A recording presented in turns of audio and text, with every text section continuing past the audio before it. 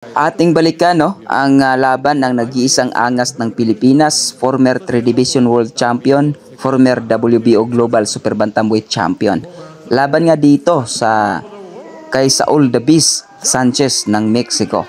At alam nga natin mga kaibigan na dihado na si Cuadro Alas Casimero sa laban na to dahil sa mga hindi nakakaalam ay walang kain si Cuadro Alas Casimero sa laban niya dito kay Sanchez, buhat nga na hindi niya nakuha ang tamang timbang at nag-request itong kampo ni Saul the Beast Sanchez ng rehydration clause. So ito po kung napapansin ninyo mga kaibigan, naalala ko lang dito yung laban kay Cuadro Alas kay Solani Titi. Yung style na umuyoko at parang binabasa niya yung galaw ni Sanchez. So dito na part natamaan si Sanchez sa temple. Kaya nag-collapse si Sanchez at sumandal yung gloves sa luna. So nabilangan siya dito.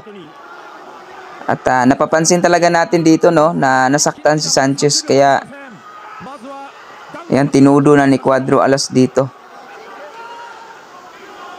Pero at least na sumusuntok pa rin si Sanchez dito na part.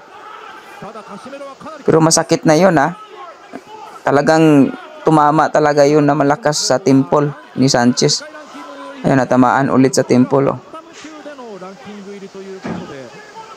So unexpected talaga ang nangyari dito kasi buhat nga na nag-request ng rehydration clause itong kampo ni Sanchez mga kaibigan. So hindi nila ini-expect na manalo si Casimero dito at makaka-recover si Cuadro Alas. Baliktad ang nangyari Baliktad ang nangyari dito. So ramdam na ni Sanchez dito, kung napapansin niyo ramdam na niya na malakas ang kamao ni Cuadro Alas, kaya napapansin ninyo, ingat na ingat si Sanchez dito. Pero natatamaan rin niya si dito si Cuadro Alas sa may mga kunting patama sa jab at straight. Yun dito, grabe. Bulagta Talagang nawalan ng malay saglit. Pinilit ni dito. Kitang-kita naman parang pinilit talaga ni Sanchez na bumangon kasi nakakahiya naman humingi ka pa ng rehydration clause tapos ganyan lang ang mangyayari, di ba? So dito tinudo na ni Cuadro Alas dito lahat. Ayan, tamaan si Sanchez dito sa ulo. Ayan, malakas yun. Grabe. Hindi biro yan mga kaibigan. To survive na lang talaga yung nasa isip siguro ni Sanchez dito.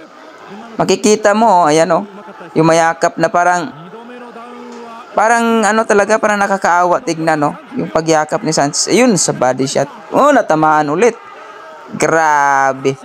Hindi biro yung patama sa ulo Kaya, tamaan. Grabe. Tinigil ng referee. So, ito, kay Doc Maika, kung naalala ninyo, pagkatapos itikio ni Cuadro Alas si Doc Maika, nag-push up. So, nangyari ulit dito mismo sa baluarte ni Naoya Inoue. Kaya siguro takot si Naoya Inoue ni Cuadro Alas kasi